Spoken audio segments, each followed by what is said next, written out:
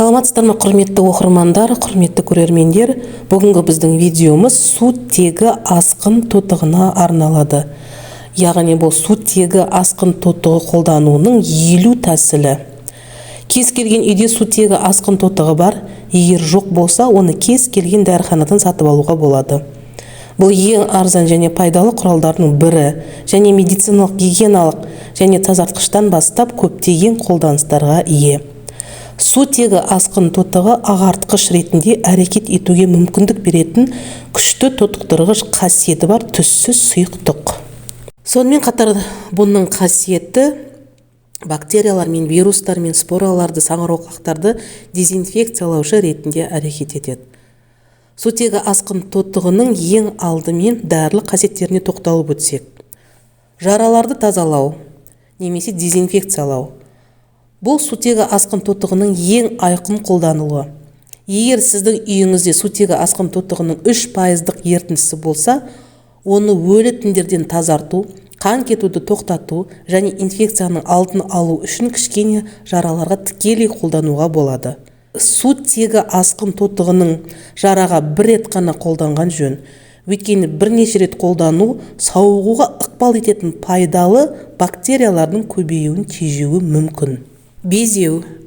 Егер де сізде инфекциялық безеу болса, онда сутегі асқын тотығын қолдану арқылы сіз оның жазылуын тездете аласыз. Ол бактерияларды өлтіреді және тазартады. Бірақ бұл жағдайда оны асыра сілтеп көп жағуға болмайды. Тек бір рет қана қолдану маңызды. Ауызды сутегі асқын тотығымен шаю. Егер сіздің аузыңызда жаралар болса, аузыңызды сутегі асқын тотығымен шаю арқылы емдеуді тездетуге болады.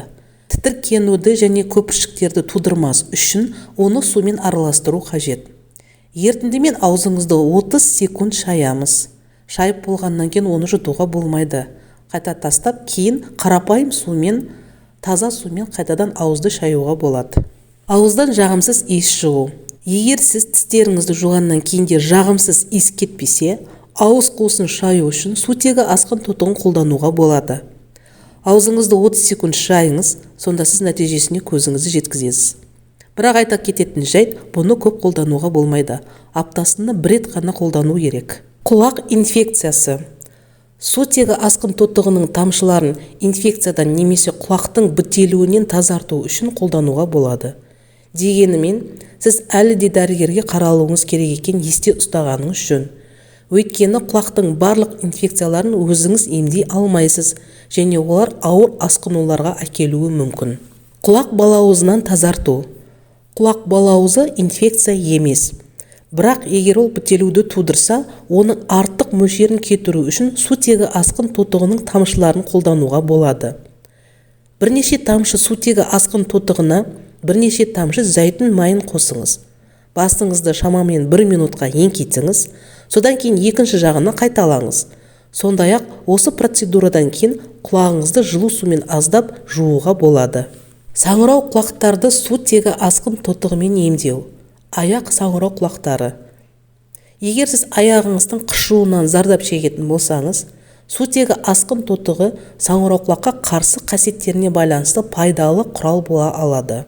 Сутегі асқын тотығы мен судың тең бөліктерін алып, аяғыңызға спрей түрінде шашыратыңыз. Құрғағанша қалдырыңыз, содан кейін шаюға болады. Бұл сонымен қатар жақсы профилактика ретінде жүреді. Тіс ауруы. Егер сізде қатты тіс ауруы болса, және тіс дәрігеріне бірден бара алмасаңыз, келесі әдісті қолданып көруге болады. Сутегі асқын тотығын сумен араластырып, қоспаны аузыңызды бірнеше минут ұстаңыз. Сутегі асқын тотығымен тырнақты емдеу. Тырнақты ағарту. Егер сіз тырнақтарыңызды ағартқыңыз келсе, мақтаны сутегі асқын тотығына малып алып, онымен тырнақтарыңызды сүртіңіз. Осының арқасында тырнақтар ашық және жарқын болады. Детокс ваннасы. Сутегі асқын тотығын қолданатын ванна. Оны оттегі детокс ваннасы деп те атайды. Денені токсиндерден тазартуға көмектеседі. Және бактерияға қарсы және вирусқа қарсы қасиеттерге ие. Ваннаны жылы немесе ыстық сумен толтырып, 2 кесе сутегі асқын тотығын қосыңыз. ваннаны 30 минут ішінде қолдануыңыз қажет. Контактілі линзаларды тазарту. Контактілі линзалар уақыт өте келе ақуыз шөгінділерін жинайды. Олардан құтылудың бір жолы арнайы линзаны қолдану немесе сутегі асқын тотығын қолдануға болады. Сутегі асқын тотығы көптеген линзаларды тазартқыштардың белсенді ингредиенті болып табылады. Және бұл тапсырманы тез және оңай орындайды. Сутегі асқын тотығын ішуге болады ма? Әрине, сутегі асқын тотығын ішуге болмайды.